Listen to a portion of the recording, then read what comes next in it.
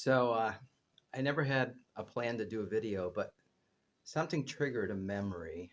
Um, so as you can see, I'm back.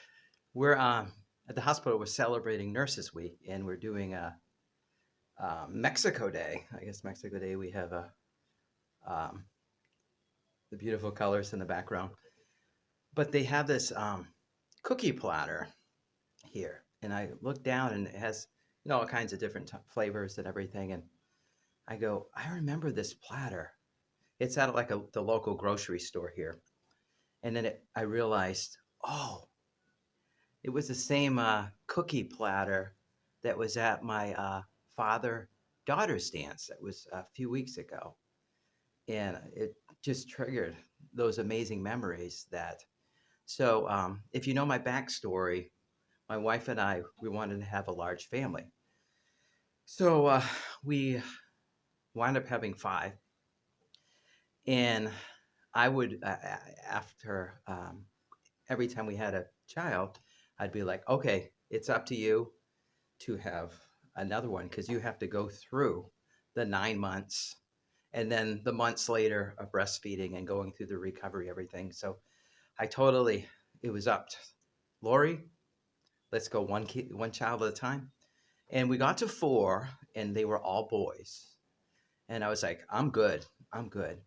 And then something happened. There was one night. It was Lori and my wedding anniversary was coming up. I think it was like our eighth. And I was looking through memories, actually on Facebook. Lori posts um, a lot of pictures. And there was a family picture of the four boys, Lori and me. And it was like someone was missing. And it was like, what? It's like someone's missing. And it was going through my head all night. Remember, I work night shift. So I came home that morning, and Lori points up at the picture on the wall, same picture. And she says, some reason last night I was looking at that picture, and it's like someone's missing. And I went, are you kidding me? And she goes, why? I go, when did you come to that conclusion? She said 9 or 10 o'clock last night. I go, that is exactly the time that thought came through my mind. I shook my head and we realized, all right, I guess we're going for child 5. And then we had our daughter. Hey, Gracie. So, but so there's a song Taylor Swift does. It's the last song off her Reputation album. And if you know anything about that album, she was going through a lot of turmoil in her life. So the beginning of the album's very like in your face and angry, and I've had enough of this. And then in about the middle to the end, she comes to the conclusion that the haters don't really matter. It's the people that love you and you love them back. They're the people that really matter. And she does a song called New Year's Day. It's the last song on the album. And on the bridge, she says, hold on to the memories. They will hold on to you. And that's one of my favorite songs. And I remember singing that to Evan all the time.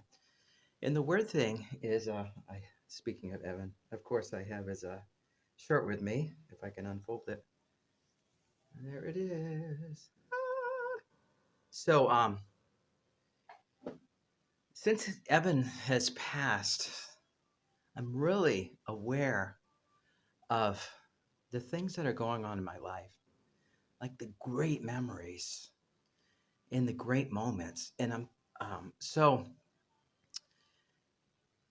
the last few months have been amazing. So Lori and I celebrated our 15th year in April, 15 years married. And if you know our history, so I was going through a divorce and I was really seriously I was very depressed, contemplating suicide. And I had just picked up Evan as a second job. I worked at the hospital and I was taking care of Evan on Mondays. And I was so depressed. And I'm sitting there with Evan and I look over at him and he's smiling. And I couldn't believe a man that was going through so much more than me could smile. And it put things in perspective.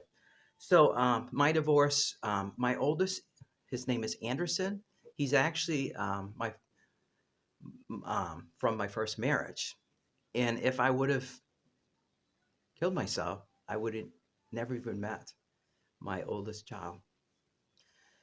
So he went to the prom just recently, and he's a junior, almost a senior. Unbelievable. And like I said, 15 years marriage. And then Luke. So he does down in Southern Maine. He does this. Goes to the Maine Warrior Gym, and he loves it. It's a Ninja Warrior training. And I don't know if you've ever climbed a cargo net. Climbing a cargo net is physically hard, but they ask you to come over the top. Well, if you've ever done that, it's scary. Um, I've only done it a couple times because strong fear of falling, and he wound up doing it the other day, and it's amazing, amazing. Jonathan, actually, this very night he's doing his concert. He loves percussion, and he loves playing the xylophone. And you know what? He's really talented. So I got to pass that on to him. Matthew, oh, this morning, he loves garbage trucks and garbage men and anything to do with garbage. He knows the sizes and the bags and all that stuff and how the trucks run. This morning I got home from work and we got in the car and we followed the garbage man around, the garbage truck. We got to do that about 20, 30 minutes right before school. And they know Matthew so well. They love him. And just having those memories. And then Gracie doing that father-daughter stance to a child that almost didn't happen. Unbelievable. So it's just a thought. So I ask you to remember the people. Don't focus so much on the haters. We are such a social media community now, this modern social media. And there's some amazing people that love you and care about you, but there's some people that are out there just to be hurtful and hateful. And basically, I'm going to be vulgar, but screw them. You know, they don't even know you. Like they have no right to do what they do. And you know what? Forget them. Remember the people that love you and care about you.